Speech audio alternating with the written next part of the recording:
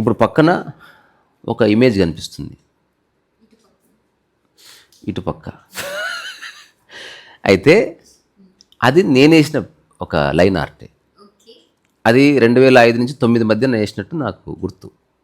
Exact date లేదు. నేను road మీద బొమ్మలు వేస్తూ ఓహ్రీస్ అనే రెస్టారెంట్లో నేను బొమ్మలు వేయడానికి నన్ను ఒప్పుకుంటే ఆ గేట్ దగ్గర కూర్చున్నప్పుడు కస్టమర్స్ వచ్చేవాళ్ళు కాదు, ఎందుకంటే నేను బోర్డు పెట్టలేదు. ఎవరిని వచ్చి అడిగితేనే వేద్దామని దానివల్ల తక్కువ వేయచ్చు, నాకు జస్ట్ తినడానికి డబ్బులు వస్తే చాలా అన్నది.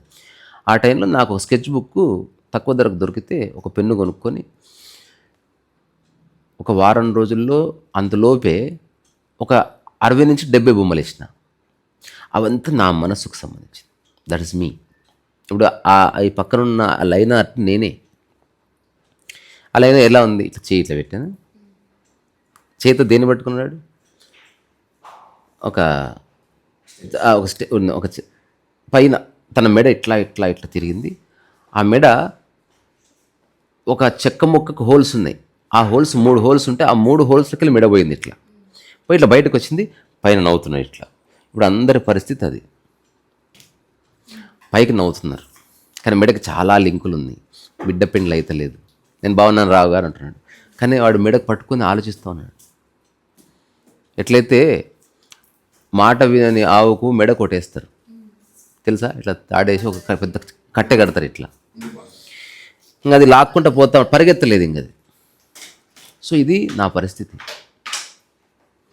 నేను అప్పుడప్పుడే తేలిక పడుతూ నాకు ఇంకా జవాబు దొరకలేదు, కానీ ఓహో ఇది నా పరిస్థితి రా బాబు అని అర్థమైంది నాకు. అంటే నిజంగా నాకు సమస్యలు ఉన్నాయా అంటే ఉన్నాయి, కానీ వాటికి సాల్వ్ చేసే మార్గాలు ఉన్నాయి అంటే లేవు. కానీ నేను ఏదో పని చేసుకుని బతుకొచ్చు కదా, బతుకొచ్చు, కానీ నాకున్న ఆలోచనలకి వాటికి మధ్యన పొంతన కుదరతలేదు అనేది చాలా రూఢిగా తెలిసింది నాకు ఆ పీరియడ్లో. నేను I was more of silent being. నేను ఎక్కువ ఫ్రెండ్స్ని వదిలేసి రిఫ్లెక్షన్లో పడున్నా. ఎగ్జాంపుల్ చెప్తే అర్థమైపోతుంది. ఇప్పుడు నేను ఇంటికి వెళ్ళాలంటే నాకు బైక్ లేదు. నేను చాలా కర్మం ఘాటి నుంచి మా కజిన్ ఒక్కడికి తెలుసు. నేను 3:34కి బ్యాగ్ వేసుకుని బయలుదేరితే ఆ బస్సు ఈ బస్సు పట్టుకొని లిఫ్ట్లు పట్టుకొని నేను 7:38 ప్రాంతానికి నేను బషీర్బాగ్ చేరుతుంటే. అంటే చూడు, ఇప్పుడున్న ఒక ఆల్రెడీ తండ్రి గో ఈ బైక్ తీసుకొని వెళ్ళిపోంటే ఆ కొడుకుకి ఇది తెలియదు వాడికి. అలాగే నేను పెద్ద కష్టాలు పడ్డా, నన్ను అలా కష్టాలు పడ్డా అట్లా నేను చెప్తలేను. I'm not interested in. నేను 7:30కి రీచ్ కావాలంటే నేను 3:30కి తీరాలి. సో నాకు ఫస్ట్లో ఏమనిపించేది, బైక్ ఉంటే బాగుండేది అనిపించేది. తర్వాత ఏం తెలిసింది, బైక్ లేదు, లెట్ us యాక్సెప్ట్ ఇట్. ఇప్పుడు బైక్ ఉంటే బాగుండాలన్నది ఒక థాట్. నేను ఎక్కడ పోయినా నేను బస్సు ఎక్కిన ప్రతిసారి నా బైక్ నా ఇక్కడ వచ్చి కూర్చుంటుంది. అది ఎవడన్నా బైక్ మీద పోతే నా దృష్టి పోతుంది. ఇట్లా ఎవడన్నా కొత్త బైక్ కొంటే అబ్బా, మా అమ్మని చూస్తే కొంచెం కోపం వస్తుంది, అసలు పైసలు సంపాదించలేదు వీళ్ళు, అది మా ఆస్తి గురించి కోపం వస్తుంది. ఉన్న ఆస్తి అంతా తగలబెట్టిరా మొత్తం. మాకు పెద్ద పెద్ద బావులు 100 ఎకరాల ఆస్తి ఉన్నట్టు మాకు. నేను పుట్టినప్పుడు అదృష్టం బాగుండే మొత్తం కోల్పోయారు, మొత్తం పోగొట్టారు. అంతా నేను ఫ్రీ అయిపోయాను. చూడు మా ఫోర్ ఫాదర్స్ ఎంత దూరదృష్టితో ఆలోచించి డబ్బంతా ఖర్చు చేసారు, తద్వారా నేను లిబరేషన్లో ఉంచాలని. వాళ్ళు సుడి బాలేక నాకు ఒక బాయి తర్వాత ఒక 50 ఎకరాల పొలం ఇస్తే నేను మీకు పలిసేవాడిని కాదు. అంటే మా ఊర్లో మస్తు గొడవలు ఉంటాయి, అంచు గొడవలు, ఆ చెట్టు నాది ఈ చెట్టు నీది, మీ నీడ మా మీద పడదు, ఇట్లాంటి లఫుడ్ గొడవలు ఉంటాయి. అందుకని నేను మా ఫోర్ ఫాదర్స్ అందరికీ ఇట్లా, అంటే ఎవరెవరు ఉన్నారో అందరికి ఒక గుడి కట్టిస్తాను నేను, నాకు డబ్బులు వస్తే. వాళ్ళందరూ నన్ను లిబరేషన్ అవ్వడానికి నన్ను హెల్ప్ చేసిన వాళ్ళు నిజంగా వాళ్ళు నాకు. ఇప్పుడు ముఖేష్ అంబానీ కొడుకుకి ఎంత ఆస్తి ఇచ్చాడు, ఇంకా తప్పించుకొని పోలేడు, ఇంకా నన్ను ఫ్రీ చేసేసారు. So I'm very thankful to my father and my all 4 fathers. ఏదో సినిమాలు ఉంటుంది 4 ఫాదర్స్ అంటే వీడికి 4 ఫాదర్స్ అనేది, ఈ అబ్బా 4 ఫాదర్స్ అంటే 4 ఫాదర్స్ కాదు, ముత్తాతలే అర్థం. నీ అమ్మ వేసుకోలేకున్నారా. సో ఈ పక్కనున్న కనిపిస్తుంది, వద్దులేదు, నువ్వు ముట్టిద్దు. పక్కనున్న దాంట్లో కనిపిస్తున్న ఇమేజ్ నా యొక్క మనస్సుకి సంబంధించిన ఒక ఇమేజ్. అది నా పరిస్థితి. అంత బాగానే ఉందని పైన ఉంది, కానీ నేను కనుక అన్నం తింటే పైన అది ఇట్లా తిరిగి మధ్యలో అడ్డుకొని రావాలి. అది ప్రాబ్లం. సో ఆ టైంలో ఓవరీస్లో కూర్చొని నేను ఆలోచిస్తుంటే ఏం కావాలి నాకు. నేను చాలా, నాకు గుర్తు, బాలాజీకి తెలుస్తుంది ఇది. మన బషీర్బాగ్ నిజాం కాలేజ్ ఉంటుంది, అక్కడి నుంచి మన హ్యాబిట్స్కో ఫ్లేవర్ ఉంటుంది, ఇట్లా ఎల్బీ స్టేడియం దగ్గర డ్రాప్ అవుతుంది, బాబు కనెక్టెడ్. సో నేను దగ్గర బైక్ లేనప్పుడు నేను రాత్రిపూట నేను 11:30కు బయలుదేరేవాడిని. నేను 2:33కి నేను కర్మంఘాట్ రీచ్ అవుతుంటే అంటే ఆటో ఇది ఉన్నది ఒక 2 years ఫేజ్. తర్వాత నేను హీరో పొగ్గు కొనుక్కున్నది వేరే సంగతి. నేను ఆ చీకట్లో ఆ బషీర్బాగ్ రోడ్డు మీద నడుస్తున్నప్పుడు నాకు ఏ ఆలోచన ఉండేవి కాదు. లేకపోతే ఎట్లా నడుస్తావు, ఊరికి ఎట్లా నడుస్తుంటే అంటే ఇంటికి ఇప్పుడు చేరుకోవాలని లేనప్పుడు ఎప్పుడు చేరుకుంటే ఏమి. సో నాకు ఈ ఆలోచనల్లో బ్రెయిన్ హీట్ అయిపోయి వేరే వాళ్ళతో పోల్చుకొని ఆ పర్టికులర్ ఈ బొమ్మలు వేస్తున్న టైంలో ఐఎమ్ సెటిలింగ్ డౌన్ సైకలాజికల్లీ. అంటే నేను యాక్సెప్ట్ చేస్తున్నా, సరే నా దగ్గర బైక్ లేదు, ఓకే, నా దగ్గర క్రెడిట్ కార్డ్ లేదు, ఓకే రైట్, నేను హీరో కాలేను, నాకు హైట్ లేదు, ఓకే యాక్సెప్ట్, చలో. ఇప్పుడు ఏం చేయొచ్చు, నేను ఫర్దర్గా ఏమన్నా ఆలోచించవచ్చు. సో మెడకి ఇన్ని లంపటాలు, ఇన్ని దిక్కుల చొచ్చుకొని పోయిన ఒక మెడ నువ్వు ఎటు తిప్పుతావు, ఎటు చూస్తావు.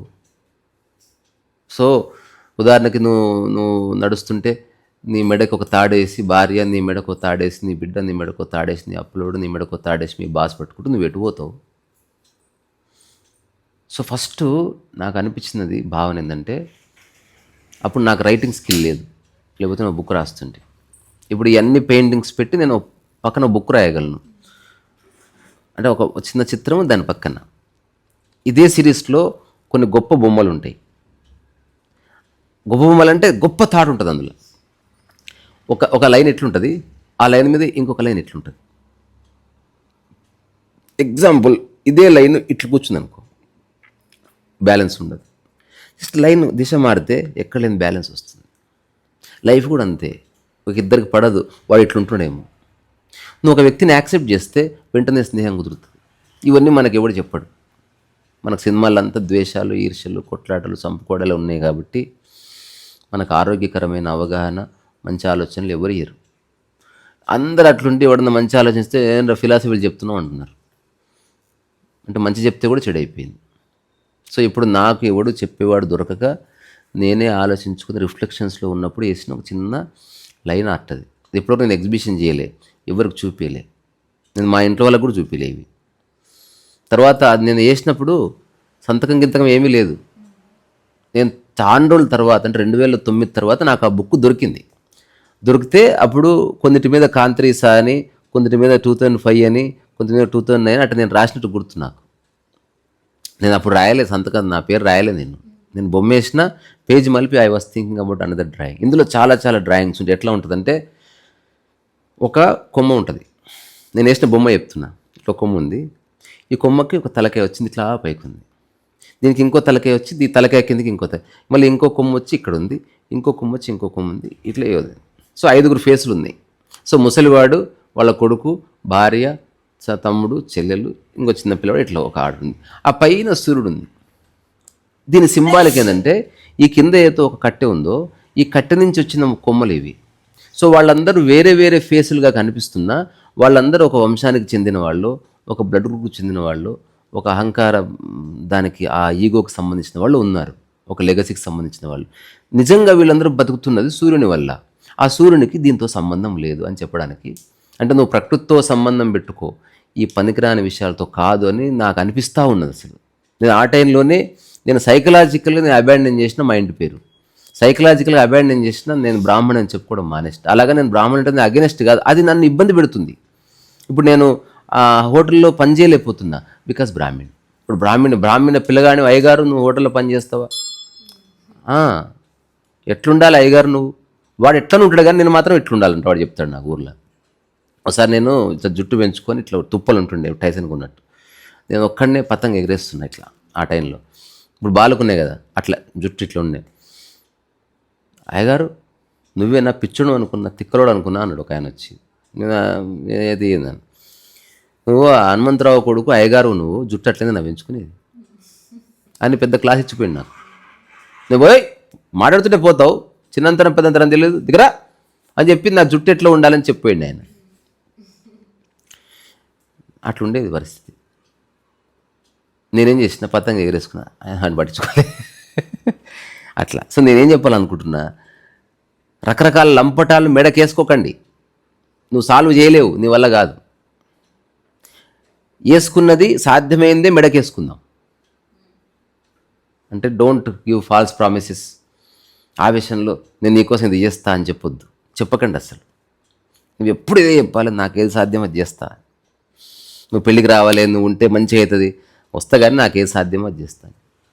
అరే మనంతా ఎగ్జిబిషన్ చేద్దాం, అసలు దుమ్ము దులుపాలి, చేద్దాం కానీ నాకేది సాధ్యమో అది చేస్తా అని.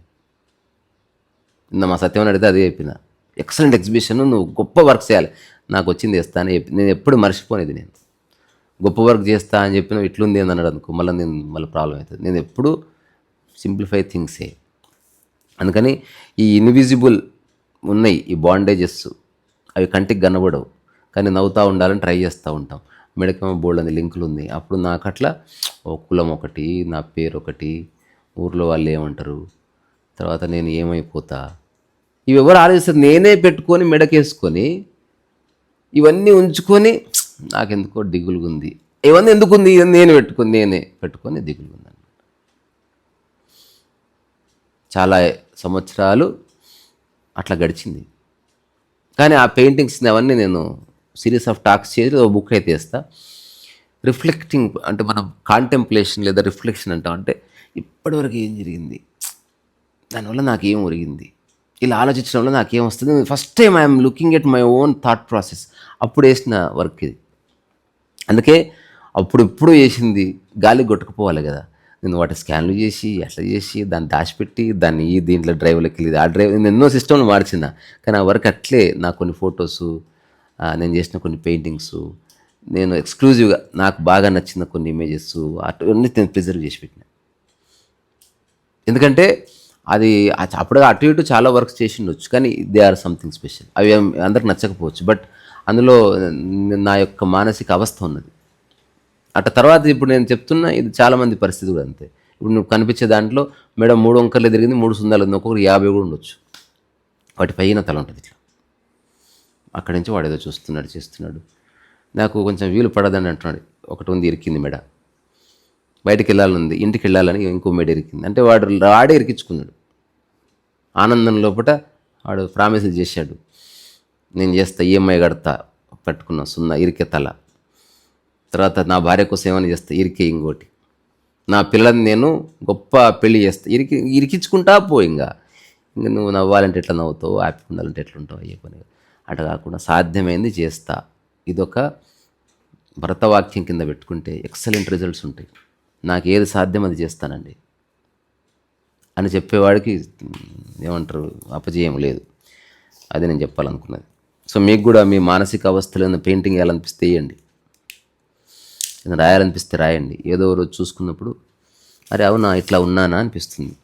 ఇప్పుడు నా అప్పుడు అట్లా ఉన్నానని నేను చెప్తున్నాను, అది నేనే. ఆ పెయింటింగ్లో ఆ ఫేస్ కూడా అప్పుడు నాకు గడ్డం అది లేదు కదా, అన్నీ నా బొమ్మలే ఉంటాయి, లైన్ ఆర్ట్. అంటే సొట్ట చెంపలు, గుంతకళ్ళు, అంటే దిగాలుగా ఉన్న ఒక మనిషి, ఏదో చేయాలనుకుంటున్నా ఏమీ చేయలేక బాధపడుతున్న ఒక మనిషి. వాడికి ఆలోచనలేమో ఆకాశం, కాళ్ళేమో మురుగు కాలువలు తిరుగుతూ ఉంటాయి. అట్లాంటి ఒక మనిషి కథ అది. ఇప్పుడు నా ఆలోచనలు ఆకాశంలో లేవు, నేను బురదలో లేను, ఎక్కడ ఉంటే అక్కడే ఉన్నాయి నా ఆలోచనలు, కాబట్టి నేను ఫ్రీ అయిపోయాను. తర్వాత ఫైనల్గా మళ్ళీ ఒకసారి చెప్పుకుందాం ఇట. సో మాకు చాలా ఆస్తి ఉండేదంట. సో నేను పుట్టేలోపే ఆస్తి అంతా పోగొట్టిన మా పూర్వీకులకి నేను ఎప్పుడు మర్చిపోయాను. ఎందుకంటే అవి ఉంటే నేను చచ్చిపోతుంటాను లైఫ్లో. సో నేను ఇట్లా ఫ్రీ అయ్యే అవకాశాన్ని వాళ్ళు ఇచ్చారు నాకు. అందుకే నేను కూడా నా నెక్స్ట్ జనరేషన్ ఫ్రీ చేద్దాం అనుకుంటున్నాను.